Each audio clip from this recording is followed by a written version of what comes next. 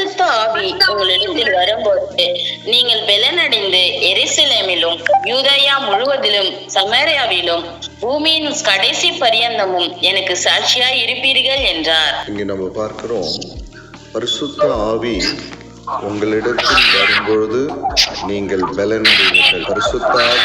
பரிசுத்த ஆவி உங்களிடத்தில் வரும்பொழுது நீங்கள் பலனடைவீர்கள், பலனடைந்து சாட்சியாக இருப்பீங்க. ஹல்லேலூயா, ஆமென். இந்த நாட்களில் இப்போ பார்த்தீங்கன்னா பலனடைகிற காரியங்கள், அப்படி பலனடைகிறது அப்படின்னு சொன்னால் என்னன்னு சொல்லி, பலனடைகிறதுனா என்னங்க?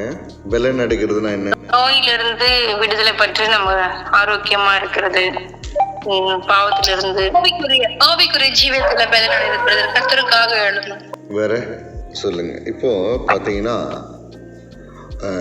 நம்முடைய வாழ்க்கையில் நம்ம சத்துரு கொண்டு வருகிற எல்லா சோதனைகளையும் நம்ம மேற்கொள்கிறது. அதே மாதிரி முக்கியமாக பார்த்தீங்கன்னா பாவமான காரியங்களில் நம்ம என்ன பண்ணுறோம், அதில் சிக்கிக்கொள்ளாதபடி மேற்கொண்டு அதை வென்று பரிசுத்தமாய் வாழ்கிறது பலனடைகிற காரியங்கள். அதே போல் மாம்சத்தின் கிரியைகள் சொல்கிறோம்ல, அதில் பார்த்தீங்கன்னா நம்மை மாம்சத்தின் கிரியைகள் நம்மை மேற்கொள்ளாமல் ஆவிக்குரிய கிரியைகளால் நம்ம என்ன பண்ணுறோம், வாழ்கிறோம். அந்த வாழ்கிற வாழ்க்கை தான் பலனடைகிற வாழ்க்கை.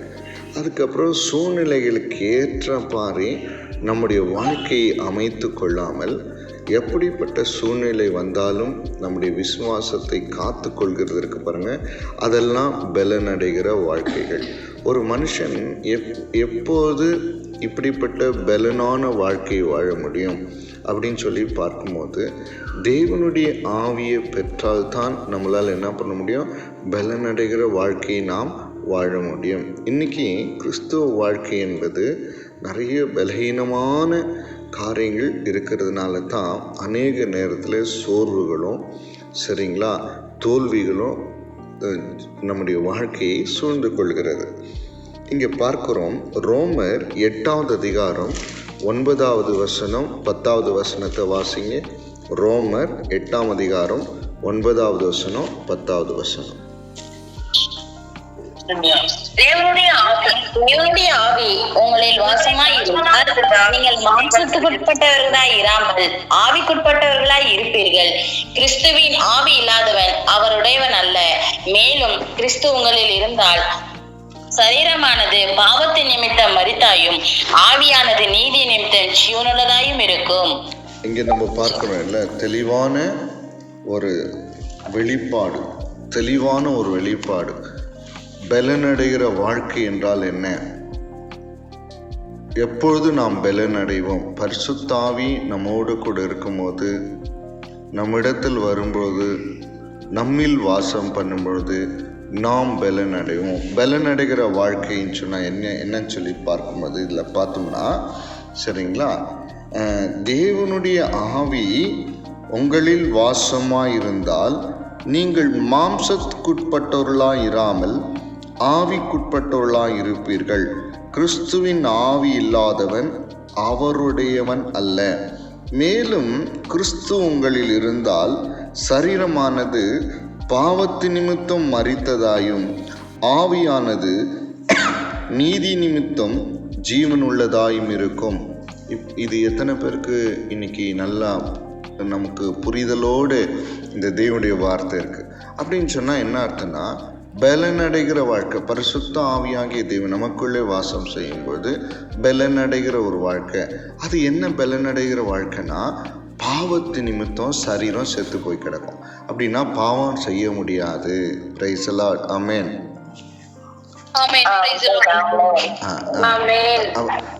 சரிங்களா.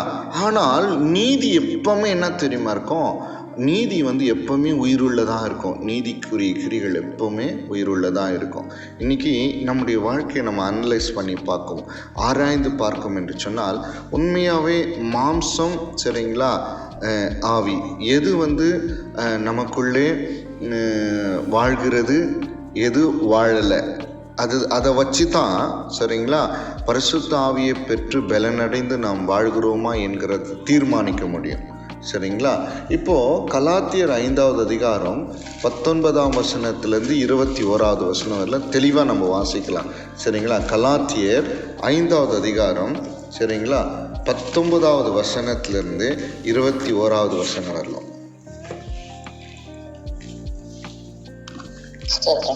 மாம்சத்தின் கிரியைகள் வெளியரங்கமாய் இருக்கின்றன. அவைகளாவன விபச்சாரம், வேசித்தனம், அசுத்தம், காமவிகாரம், விக்கிரக ஆராதனை, வில்லிசூனியம், பகைகள், விரோதங்கள், வைராக்கியங்கள், கோபங்கள், சண்டைகள், பிரிவினைகள், மார்க்கபேதங்கள், பொறாமைகள், கொலைகள், வெறிகள், களியாட்டுகள் முதலியானவைகளே. இப்படிப்பட்டவைகளை செய்கிறவர்கள் தேவனுடைய ராஜ்யத்தை சுதந்திரிப்பதில்லை என்று முன்னே நான் சொன்னது போல இப்பொழுதும் உங்களுக்கு சொல்லுகிறேன். இங்க கவனிக்கிறோம், நல்லா கவனிங்க. மாம்சத்தினுடைய குணாதிசயங்கள் சரிங்களா, குணாதிசயங்கள் இருக்குது. அது என்னன்னா பழி வாங்கிறது, எதிர்த்து நிற்கிறது, குறை சொல்கிறது, மன்னிக்காதது, வாக்குவாதம் பண்ணுறது, பொறாமை கொள்வது, பெருமை கொள்வது, அன்பு செலுத்தாதது, உதவி செய்யாதது, இப்படிப்பட்ட குணாதிசயங்கள் எதுனா மாம்சத்துக்குரியது. அப்போது நம்ம ஏற்கனவே நம்ம சொன்னேன்ல, பரிசுத்தாவி பெற்று பலனடைந்த ஒரு வாழ்க்கை எப்படிப்பட்டதுன்னா மாம்சத்தின் கிரியைகள்லாம், மாம்சம் செத்ததாக இருக்குது, சரீரம் செத்ததாக இருக்கும், நீதியானது ஜீவனுள்ளதாக இருக்கும். இதில் பார்த்தீங்கன்னா மாம்சத்தின் கிரியைகள் அப்படின்னு சொல்லி ஒரு லிஸ்ட்டு: விபச்சாரம், வேசித்தனம், அசுத்தம், காமவிகாரம், விக்கிரக ஆராதனை, வில்லி சூனியம், பகைகள், விரோதங்கள், வைராக்கியங்கள், கோபங்கள், சண்டைகள், பிரிவினைகள், மார்க்கப்பேதங்கள், பொறாமைகள், கொலைகள், வெறிகள், களியாட்டுகள் முதலானவைகள். புரிஞ்சுங்களா? இப்போது இதெல்லாம் நம்முடைய வாழ்க்கையில் இருந்துச்சுன்னா அதுக்கு சில சிம்பிளாக நம்ம சொல்ல போனால் பழி வாங்கிறது, எதிர்த்து நிற்கிறது, குறை சொல்கிறது, மன்னிக்காது, வாக்குவாதம் பண்ணுறது, பொறாமையாக இருக்கிறது, பெருமைப்படுறது, அன்பு செலுத்தாதது, உதவி செய்யாதது, இதெல்லாம் சரிங்களா? அப்போது இதெல்லாம் நமக்குள்ளே இருக்கிறது அப்படி என்று சொன்னால் நம்ம தெளிவான ஒரு முடிவுக்கு வரலாம். நாம் பலனடையாத வாழ்க்கையை வாழ்ந்து கொண்டிருக்கிறோம். பரிசுத்த ஆவியாகிய தேவன் நமக்குள்ளே இல்லை என்பதை நாம் தீர்மானித்துக் கொள்ளலாம். புரியுதுங்களா? ஆமா தானே? அதனால தான் 1 கொரிந்தியர் 3வது அதிகாரம் 2வது வசனத்தை வாசிங்க. 1 கொரிந்தியர் 3வது அதிகாரம் 2வது வசனம். நீங்கள் பலனில்லாதவர்களானதால் உங்களுக்கு போஜனம் கொடாமல் பாலை குடிக்க கொடுத்தேன். இன்னமும் நீங்கள் மாம்சத்துக்குரியவர்களும் உங்களுக்கு பலனில்லை. இங்க நம்ம பார்க்கிறோம், நீங்கள் பலனில்லாதவர்களானதால் உங்களுக்கு போஜனம் கொடாமல் பாலை குடிக்க கொடுத்தேன். இன்னமும் நீங்கள் மாம்சத்துக்குரியவர்களாக இருக்கிறபடியினால் இப்பொழுதும் உங்களுக்குள் பலனில்லை. ஆமாவா? இதில் பார்க்குறோம் இல்லை, என்ன பார்க்குறோம் இதில்? இன்னும் நீங்கள் என்ன தான் இருக்கீங்க? மாம்சத்துக்குரியவர்கள் தான் இருக்கீங்க. அதனால் உங்களுக்கு பலன் இல்லை. பலன் இல்லைன்னா பரிசுத்த ஆவியாகிய தேவன் நமக்குள்ளே இல்லை. நம்ம ஏன்னா இப்போ நல்லா புரிஞ்சுக்கணும், இப்போ வாழ்கிற வாழ்க்கை வந்து ஒரு ஒரு ஒரு மேன்மையான ஒரு வாழ்க்கையாக நம்முடைய வாழ்க்கையில் இருக்கணும். முன்ன ஒரு காலத்தில் நம்முடைய வாழ்க்கையானது வேறு விதமாக இருந்துச்சுங்க. சரிங்களா? அது பாவத்துக்குரிய வாழ்க்கையாகவும் பலவீனத்துக்குரிய வாழ்க்கை. பரிசுத்த ஆவி நமக்குள்ள இருக்கிறதுக்கு அடையாளமே பலனடைந்த வாழ்க்கை தான். அதனால்தான் பரிசுத்த ஆவி உங்களிடத்தில் வரும்போது நீங்கள் பலனடைவீர்கள். பலனடைந்த ஒரு வாழ்க்கை தான் பரிசுத்த ஆவியானுடைய வாழ்க்கை, பலனடைந்த ஒரு வாழ்க்கை. சரிங்களா? அது எப்படி இருக்குன்னு சொன்னால், சரீரமானது பாவத்தின் நிமித்தம் செத்ததாயும் நீதியானது சரிங்களா ஆவியானது நீதி நிமித்தம் ஜீவனுள்ளதாக இருக்கும். சரிங்களா? இன்னைக்கு நம்ம கிறிஸ்தவர்கள் அப்படின்னு சொன்னாவே பலனான ஒரு வாழ்க்கையை தான் நம்ம வாழணும். சரிங்களா? அதுதான் மேன்மைக்குரியது. சரிங்களா? இப்போது பார்த்தீங்கன்னா மாம்சத்துக்குரியவர்களாக இருந்தால் நமக்குள்ளே இன்னும் பலவீனம் தான் இருக்கிறோம். நம்ம பலவான்கள் இல்லை, நம்ம பரிசுத்த ஆவியினால் நிரப்பப்படலை அப்படின்ற ஒரு தீர்மானத்துக்குள்ளே நாம் வந்துட முடியும். 1 கொரிந்தியர் 3வது அதிகாரம் 3வது வசனத்தை வாசிங்க. பொறாமையும் வாக்குவாதமும் போதகங்களும் உங்களுக்குள் இருக்கிறபடியால் நீங்கள் மாம்சத்துக்குரியவர்களாய் இருந்து மனுஷ மார்க்கமாய் நடக்கிறீர்கள் அல்லவா? இப்போ நம்ம இருக்கிறோம் இங்கே வந்து குறைஞ்சபட்சம் இப்போ இதில் ஒரு 23 பேர், இதில் ஒரு 10 பேர் இருக்கிறோம், கிட்டத்தட்ட 35 பேர் வச்சுங்களேன். இன்றைக்கி உங்களை நீங்கள் வந்து அப்படியே நீங்கள் வந்து ஆராய்ந்து பார்க்கும்பொழுது நீங்களும் நான் எப்படிப்பட்டவர்களாக இருக்கிறோம்? மாம்சத்தின் கிரியைகளோடு வாழ்ந்து கொண்டிருக்கிறோமா? மாம்சத்தை வெளிப்படுத்தி கொண்டிருக்கிறோமா? சரீரமானது பாவத்து நிமித்தம் உயிருள்ளதாக இருக்கிறதா அப்படின்னு சொல்லி நம்ம என்ன பண்ணணும், தீர்மானிக்கணும். ஒருவேளை நான் சொல்கிறேன், இந்த சரீரமானது பாவத்து நிமித்தம் சாவலை அப்படின்னு சொன்னால் பரிசுத்த ஆவியாகிய தேவன் உங்களுக்குள்ளே இல்லை அப்படின்னு அர்த்தம். அப்படி இல்லைன்னா என்ன தெரியுமாயிடும்? நான் உங்களுக்கு சொல்கிறேன் பாருங்கள், ஒரு வசனத்தை உங்களுக்கு சொல்லிக் கொடுக்குறேன். ரோமர் 8ஆம் அதிகாரம் 1ஆவது வசனத்தை வாசிங்க. முடிஞ்சால் எல்லாரும் எடுத்துக்கோங்க, அந்த வசனத்தை எல்லாரும் எடுத்துக்கோங்க. வாசிங்க. ரோமர் 8ஆம் அதிகாரம் 1ஆவது வசனம். மாம்சத்தின்படி நடவாமல் ஆவியின்படியே நடக்கிறவர்களுக்கு ஆக்கினை தீர்ப்பில்லை. சரிங்க, இன்னொருத்தர் கூட அதை வாசிங்க. உட்பட்டவர்களாக இருந்து மாம்சத்தின்படி நடவாமல் ஆவியின்படியே நடக்கிறவர்களுக்கு ஆக்கினை தீர்ப்பில்லை. என்ன அர்த்தம் தெரியுமா உங்களுக்கு? அது மாம்சத்தின் கிரியைகள் இல்லாமல் பரிசுத்த ஆவியினாலே பலனடைந்து வாழ்கிற வாழ்க்கையானது, அதாவது சரீரமானது பாவத்து நிமித்தம் செத்ததாயும் ஆவியானது நீதி நிமித்தம் ஜீவனுள்ளதாக இருக்கும் பொழுது என்ன தெரியுமா நடக்கும்? ஆக்கினை தீர்ப்பு கிடையாது. புரிஞ்சுங்களா? என்ன கிடையாதுங்க? ஆக்கினை தீர்ப்பு கிடையாது. அப்போ ஆண்டவருக்குள்ள வந்து நம்ம ஒரு காலத்தில் வந்து மாம்சத்தின் கிரியைகளோடு தான் இந்த உலகத்தில் ஜீவிதம் பண்ணியிருந்தோம். மொத்தமே அப்படி தான் நம்ம, சரிங்களா, ஜீவிதம் பண்ணியிருந்தோம். நம்முடைய மாம்சமும் மனசும் உரிமைகளை செய்து என்ன பண்ணோம்? கோபாக்கினின் பிள்ளைகளாக இருந்தோம். ஆனால் ஆண்டவர் என்ன பண்ணார்? தேவனும் இரக்கத்தில் ஐஸ்வர்யம் உள்ளவராய் நம்மிடத்தில் அன்பு கூற தம்முடைய மிகுந்த அன்பினாலே அக்கிரமங்களினாலே பாவங்களினாலே மறித்திருந்த நம்ம என்ன பண்ணார்? ஆண்டவர் உயிர்ப்பித்தார். சரிங்களா? அது முடிஞ்சு போச்சு. என்னாச்சுன்னா அந்த வாழ்க்கைக்குரிய தண்டனையை ஆண்டவர் சிலுவையில் ஏற்றுக்கொண்டார். அவருடைய வெளியேறப்பெற்ற ரத்தத்தினால் நம்முடைய பாவங்கள் எல்லாவற்றையும் கழுவிட்டார். இப்போ எப்படி தெரியுமா வாழ்க்கை வாழணும்னு சொல்லி தேவனாய் கற்றுருந்தோம். அந்த பரிசுத்த ஆவியாகிய தேவன் நமக்குள்ளே வாசம் செய்து நாம் பலனடைந்து, சரிங்களா, இந்த ஆவியானது நீதி நிமித்தம் ஜீவனுள்ளதாக இருக்கிற ஒரு வாழ்க்கை வாழணும். இப்போது நம்ம கிறிஸ்தவர்களாக இருக்கிறோம். ஒருவேளை நீங்களும் நானும் ஆண்டவரை தெரிந்து கொண்டு எவ்வளோ நாள் ஆச்சுன்னு தெரியல, சரிங்களா? 1 வருஷம் ஆச்சா, 2 வருஷம் ஆச்சா, எத்தனை காலம் ஆச்சுன்னு நமக்கு தெரியல, சரிங்களா? ஆனால் எப்படிப்பட்ட ஜீவிதத்தை நம்ம வாழ்கிறோம்? இன்னும் ஸ்டில் நம்ம வந்து மாம்சத்தின் கிரியைகளை வெளிப்படுத்துகிறோமா, அல்லது மாம்சமானது சரீரமானது பாவத்தின் நிமித்தம் செத்ததாக இருக்கிறதா என்கிறத நம்ம ஆராய்ந்து பார்க்கணும். இல்லை, என் மாம்சம் சாவலை, மாம்சத்தின் கிரியை வந்து அப்படி தான் இருக்குது அப்படின்னு சொன்னால் நமக்கு என்ன உண்டா? ஆக்கினை தீர்ப்பு உண்டா? இப்போ பாருங்கள், இப்போது இந்த மாம்சத்தின் கிரியைகளுக்கு அப்படி எதிர்ப்பதமானது தான் ஆவிக்குரிய கிரியைகள், சரிங்களா? அதுதான் பலனடைந்த ஒரு வாழ்க்கையின் அடையாளங்கள், சரிங்களா? பரிசுத்த ஆவியோடு வாழ்கிற வாழ்க்கை என்பது பலனடைந்த ஒரு வாழ்க்கை. அதற்கு அடையாளங்கள் உண்டு.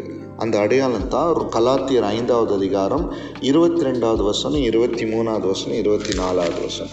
ஆவியின் கனியோ அன்பு, சந்தோஷம், சமாதானம், நீடிய பொறுமை, தயவு, நற்குணம், விசுவாசம், சாந்தம், இச்சையடக்கம், இப்படிப்பட்டவர்களுக்கு விரோதமான பிரமாணம் ஒன்றுமில்லை. இங்கே நம்ம பார்க்குறோம், நல்லா கவனிங்க. இப்போ நான் சொன்னேன்ல, மாம்சத்தினுடைய குணாதிசயங்கள் இருக்குதுல்ல, பழி வாங்குறது, எதிர்த்து நிற்கிறது, குறை சொல்கிறது, மன்னிக்காதது, வாக்குவாதம் செய்கிறது, பொறாமை, பெருமை, அன்பு செலுத்தாதது, உதவி செய்யாதது, இதெல்லாம் சுருக்கமாக இதற்கு எதிரடையானது தான், சரிங்களா, ஆவிக்குரிய கிரியைகள். என்னது? பழி வாங்கினா இல்லை பழி வாங்காது, எதிர்த்து நிற்காது, குறை சொல்லுமா சொல்லாது, மன்னிக்காதா மன்னிக்கும், வாக்குவாதம் செய்யுமா வாக்குவாதம் செய்யாது, பொறாமை கொள்ளுமா பொறாமை கொள்ளாது, பெருமைப்படுமா இல்லை பெருமைப்படாது, அன்பு செலுத்துமா அன்பு செலுத்தாதா? இல்லை, அன்பு செலுத்தும். உதவி செய்யாதா? உதவி செய்யும். அப்படி ஆப்போசிட், நேர் எதிர்மறையானது தான் சரிங்களா என்னது? ஆவிக்குரிய கிரியைகள். அதுதான் அன்பு, சந்தோஷம், சமாதானம், நீடிய பொறுமை, தயவு. இது பாருங்க, அப்படியே நல்லா கவனிங்க. அப்போது இப்போ இன்னைக்கு நான் பரிசுத்த ஆவியினால் நிரப்பப்பட்டு பரிசுத்த ஆவியாகிய தேவன் எனக்குள்ளே வாழ்ந்து கொண்டிருக்கிறார். நான் அவரோடு கூட வாழ்ந்து கொண்டிருக்கிறேன். ஒரு பலனான ஒரு வாழ்க்கை, பலனடைந்த ஒரு வாழ்க்கை நான் வாழ்கிறேன் அப்படின்னா அதுக்கு அடையாளம் இருக்கும். எப்பவுமே அடையாளம் இருக்கும். பாருங்கள், பாவம் இருக்குதுன்னா அதுக்கு ஒரு அடையாளம் இருக்கும். பரிசுத்தம் இருக்குன்னா அதுக்கு ஒரு அடையாளம். ஆமாத்தானே? பாவம் இருக்குன்னா அதுக்கு ஒரு அடையாளம் இருக்கும். பரிசுத்தம் இருக்குன்னா அதுக்கு ஒரு அடையாளம் இருக்கும். பாவம் இருக்குன்னா என்ன அடையாளம் இருக்கும்? இந்த கிரியைகள்லாம் இருக்கும். அதெல்லாம் அந்த குணாதிசயங்கள் அப்படியே இருக்கும். லிஸ்ட் அவுட் பண்ணுறதுல அதெல்லாம் இருக்கும். பரிசுத்தம் இருந்துச்சுன்னா, தேவன் இருந்தார்னா, இப்போ சாத்தா இருந்தால் அடையாளம் இருக்குமா? இருக்காதுங்களா? கண்டிப்பாக இருக்கும். நம்முடைய வாழ்க்கையில் சாத்தா இருக்கிறான்னு சொன்னால் நிச்சயமாக மாம்சத்தின் கிரியைகள் இருக்கும். இல்லை தேவன் தான் இருக்கிறார் அப்படின்னு சொன்னால் ஆவிக்குரிய கிரியைகள் இருக்கும். இப்போ இதை வச்சு நம்ம என்ன பண்ணலாம்? நம்முடைய வாழ்க்கை என்ன பண்ணலாம்? டிஃப்ரென்ஷியேட் பண்ணிடலாம். நான் ஆவிக்குரியவனா, நான் மாம்சத்துக்குரியவனா? அதனால தான் கொரிந்து சபைக்கு அப்போஸ்தலனாகிய பவுல் சொல்கிறாரு, இன்னும் நீங்கள் மாம்சத்துக்குரியவர்கள் இருக்கிறபடினால உங்களுக்குள்ளே பலன் இல்லை. நீங்கள் பலன் இல்லைன்னா நம்ம சத்ருவை எதிர்த்து நிற்க முடியாது. சரிங்களா? பிசாசு எதிர்த்து நிற்க முடியாது. சத்ருவை என்ன பண்ண முடியாது? எதிர்த்து நிற்க முடியாது. பிரைஸ் தி லார்ட், ஹல்லேலூயா. பலன் இல்லாத வாழ்க்கை ஒரு காலத்தில் இல்லை. இன்னைக்கு நீங்களும் நானும் தெளிவான ஒரு புரிதலுக்குள்ளே நம்முடைய வாழ்க்கையை நடத்தணும். எனக்குள்ளே யார் இருக்காங்க? பரிசுத்த ஆவி இருக்கிறதா? இல்லை பிசாசு இருக்கிறானா? மாம்சம் இருக்கிறதா? ஆவி இருக்கிறதா?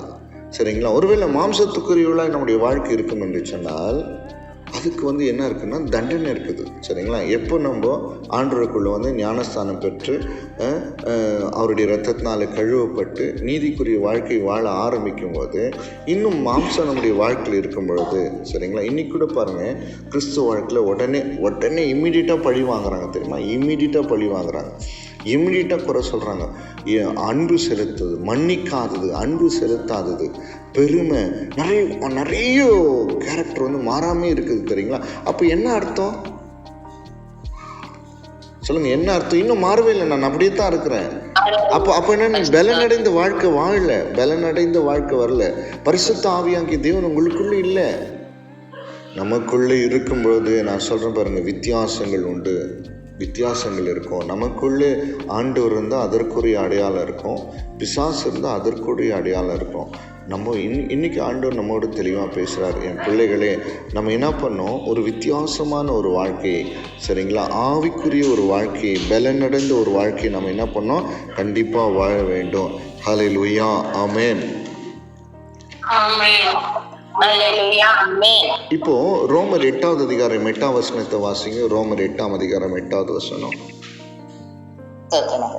மாம்சத்துக்குட்பட்டவர்கள் தேவனுக்கு பிரியமா இருக்க மாட்டார்கள். நான் சொல்றேன் பாருங்க, நம்ம மாம்சத்தின் கிரியைகளோடு வாழ்வோம் என்று சொன்னால், நான் சொன்னேன்ல, நிறைய விஷயங்கள் நம்முடைய சுவாபங்கள் சரியில்லைன்னு சொன்னால் அவங்க தேவனுக்கு பிரியமா இருக்க முடியாது. ஒருவேளை நம்ம ஜெபம் பண்ணலாம், ஆராதிக்கலாம், ஊழியம் செய்யலாம், சரிங்களா, பாடல் பாடலாம், என்ன வேணா பண்ணலாம்.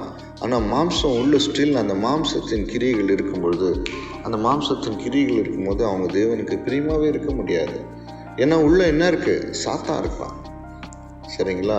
அப்போது நம்ம என்ன பண்ணோம்? பரிசுத்த ஆவியாகிய தேவனுடைய மிகப்பெரிய ஒரு வேலை என்னாச்சுன்னா நம்மளை பலனடைகிற செய்கிற வேலை. அது என்ன பலனடைகிறதுன்னு நான் சொன்னேன் இல்லை, பாவமானது சரீரமானது பாவத்தின் நிமித்தம் செத்ததாக இருக்கணும். அதுதான் பரிசுத்த ஆவியினுடைய பலன். சரிங்களா? ஆவியானது நீதி நிமித்தம் ஜீவனுள்ளதாக இருக்கணும். அதுதான் பரிசுத்த ஆவியினுடைய பலன். மாம்சத்தின் கிரியெல்லாம் அழிந்து இருக்கணும். அதுதான் பரிசுத்த ஆவியின் பலன். ஆவிக்குரிய கனிகளெல்லாம் வெளிப்படணும். அதுதான் பரிசுத்த ஆவியானவருடைய பலன். சரிங்களா? அந்த ஆவியில் பிறந்த வாழ்க்கை தான் நம்ம பரலோக ராஜ்யத்துக்கு சேர்க்கணும். தெரியுமா உங்களுக்கு?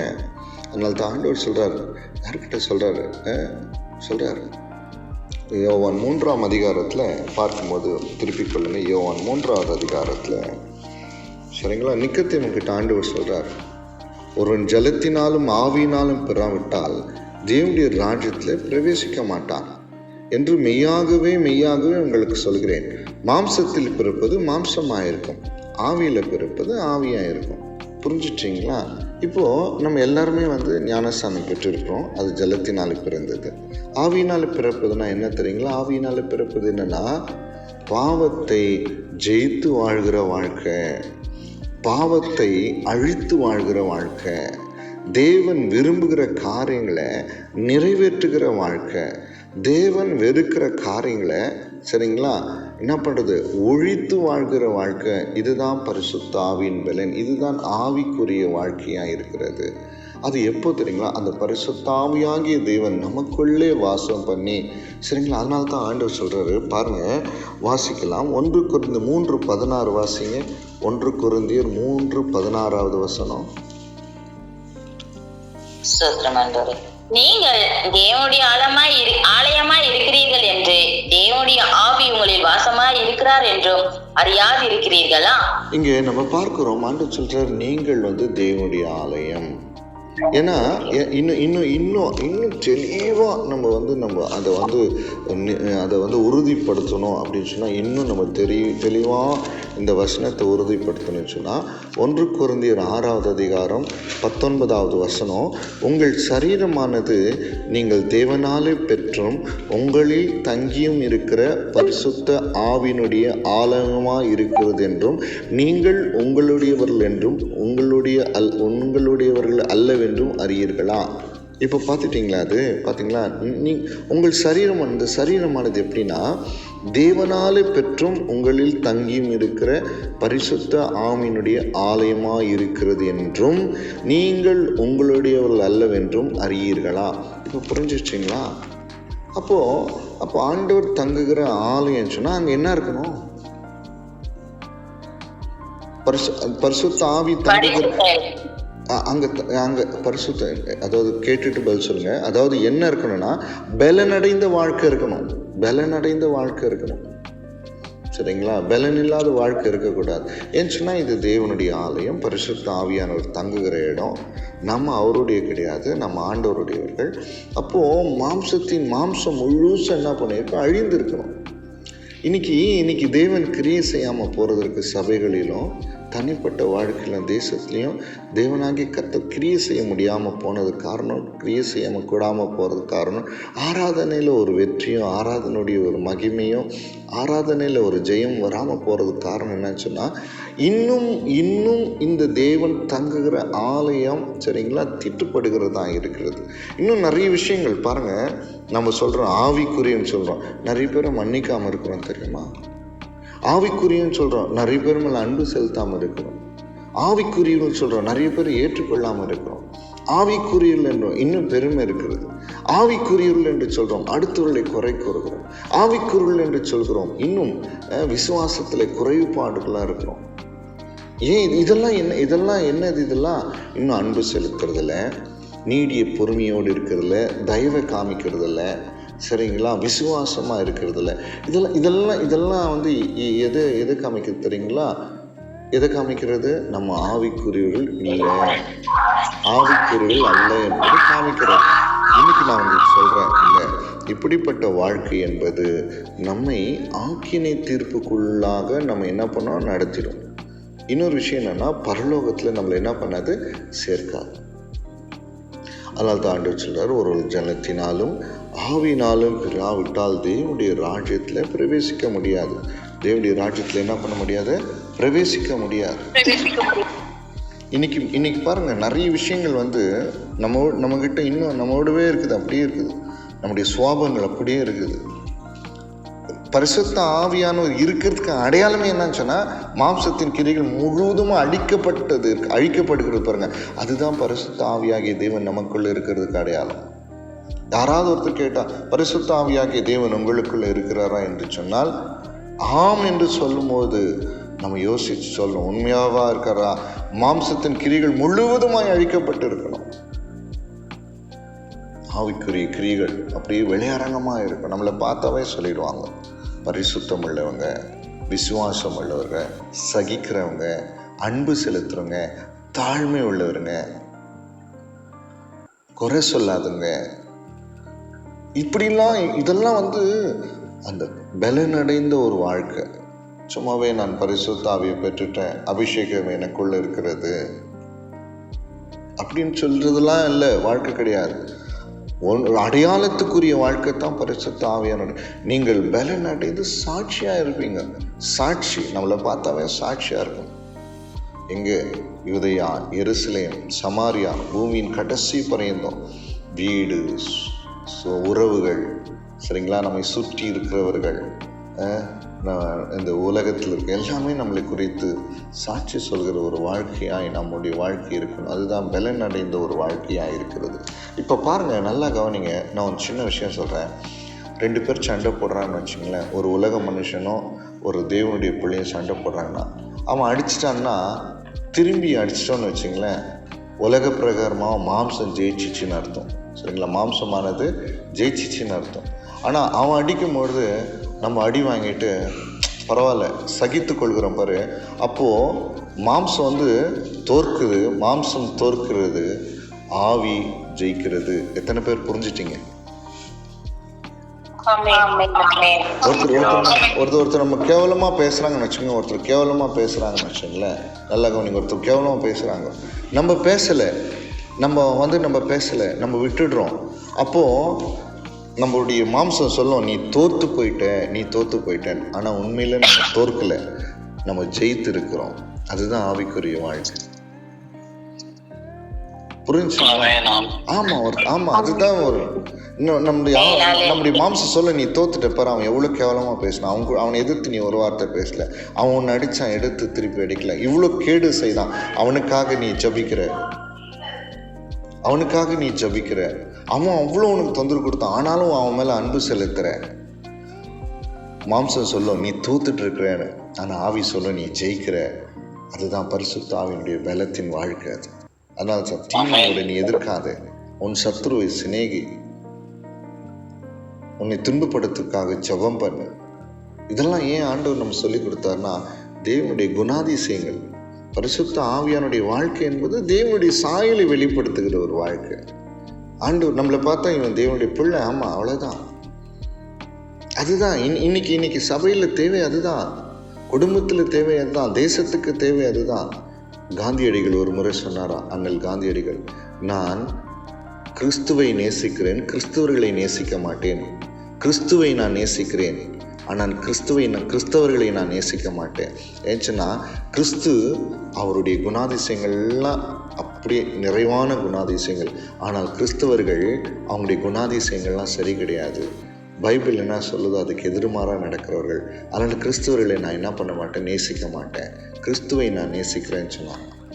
இன்றைக்கி நான் சொல்கிறேன் பாருங்கள், இன்றைக்கி கிறிஸ்தவர்களாக இருப்பாங்க, சண்டை போட்டால் உடனே சண்டை போடுவாங்க, கெட்ட வார்த்தை பேசினா உடனே கெட்டது, அடித்தா உடனே அடிப்பாங்க, குறை சொன்னால் ஒரே பண்ணுவாங்க. பெருமை உள்ளவர்களா, எதிர்த்து நிற்காதவர்களா, அன்பு செலுத்தாதவர்களா, எப்படிங்க? சகிச்சுட்டு போகலாமே. ஆண்டு சொல்கிறல, உன்னுடைய கிரியைகள் வெளிப்படணும். கோபம் வரும் தான், சகித்துக்கொள்ளணும். தேவனுடைய குணாதிசயங்களோடு இருக்கும். அதனால தான் நீங்கள் பலன் இல்லாதவர்களாக இருக்கிறீங்க.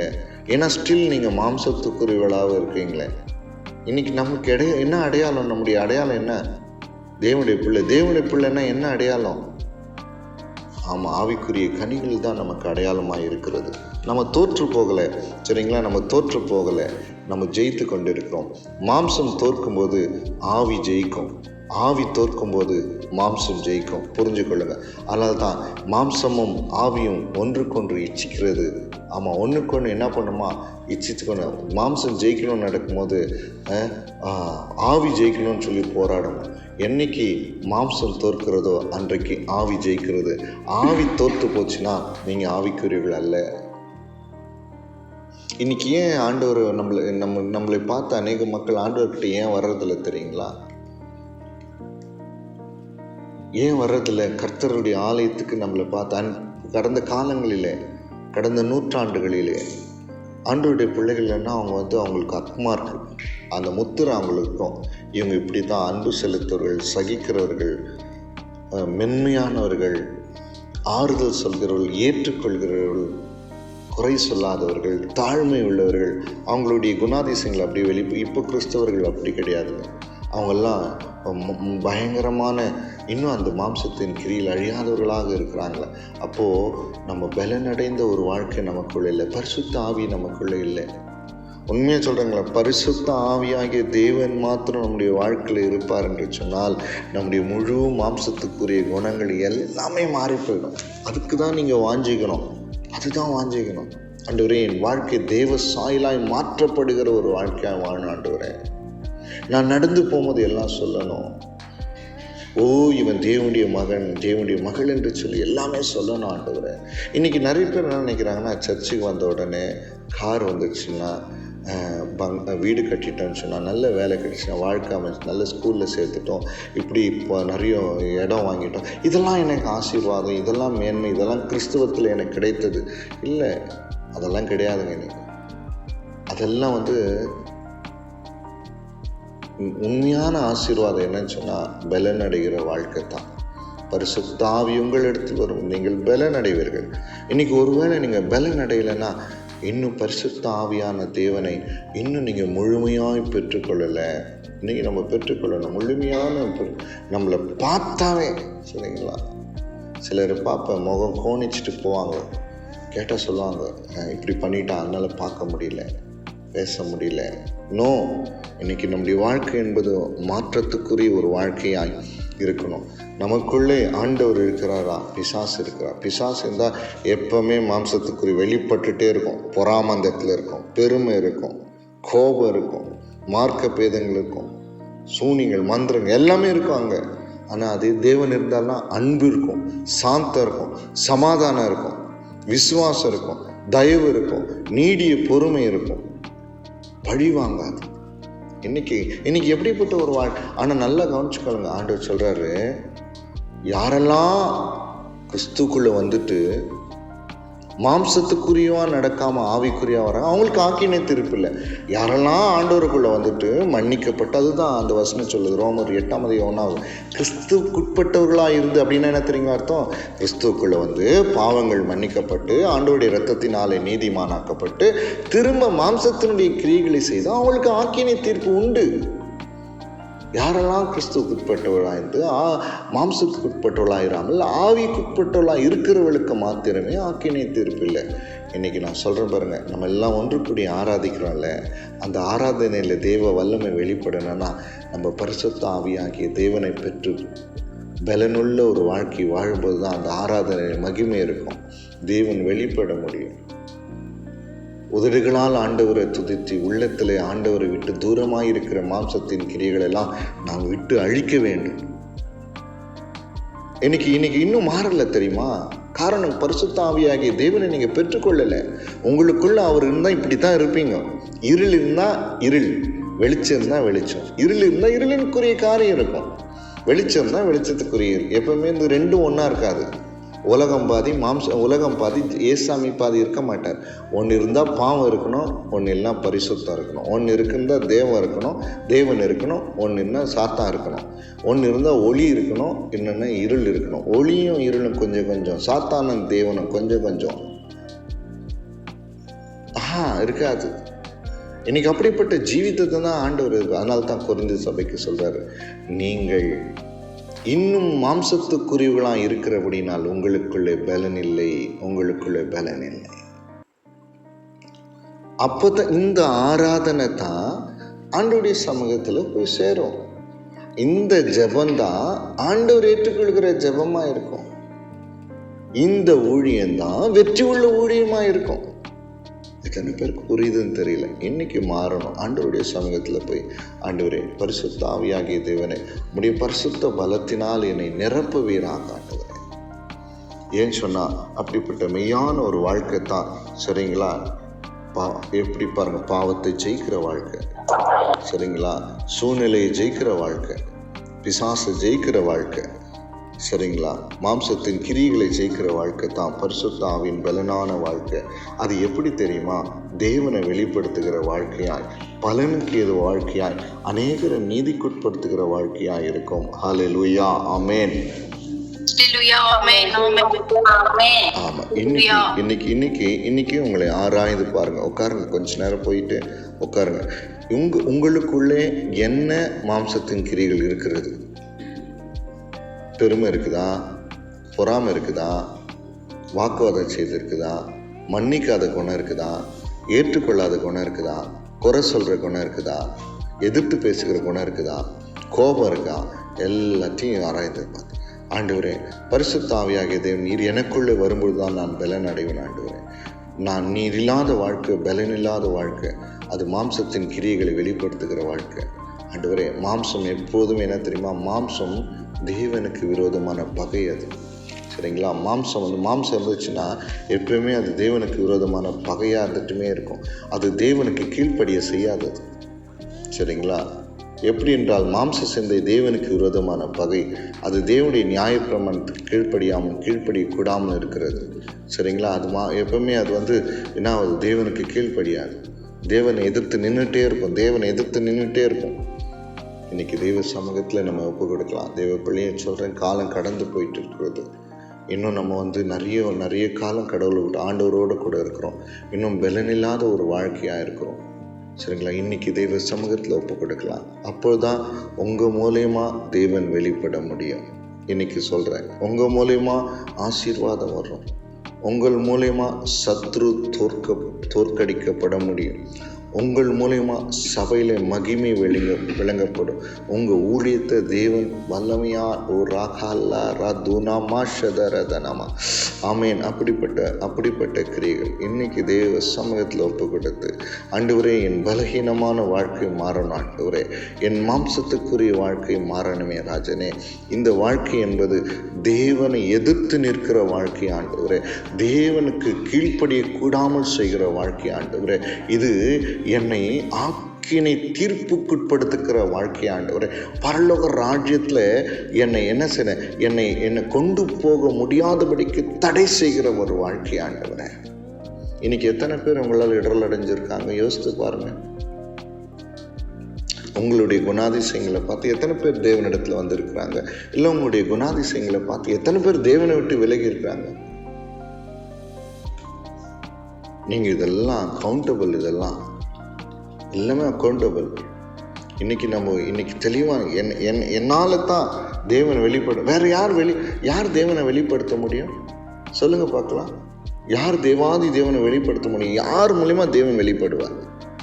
உங்க மூலியமா, என் மூலியமா தானே தேவன் வெளிப்படணும். தேவன் எப்படி வெளிப்படுவார்? அவர் உள்ள இருந்தா தானே வெளியே வரும். ஆண்டவர் சொல்ற, நான் உனக்குள்ள தங்குறேன், நான் வாசம் பண்ணுறேன். அப்படின்னா வாசம் பண்ணால் அதுக்குரிய கிரியைகள் வெளிப்படும். பிசாசு தான் அதுக்குரிய கிரியைகள் வெளிப்படும். ஒருவேளை இன்னைக்கு உங்களை ஆராய்ந்து பார்த்து, என்னுடைய கிரியைகள் இப்படி இல்லை, இது பிசாசு இருக்கிற வாழ்க்கை, இந்த வாழ்க்கை வேணாம், எனக்கு தேவன் வாசம் பண்ணுகிற ஒரு வாழ்க்கை வேணும்னு சொல்லி தேவ சமூகத்தில் கதறி அந்த வல்லமையை பெற்றுக்கொள்ளுங்க, அந்த அபிஷேகத்தை பெற்றுக்கொள்ளுங்க. அதனால தான் ஆண்டவர் சொல்றாரு, ஆவியிலே பிறப்பது ஆவியாக இருக்கும்.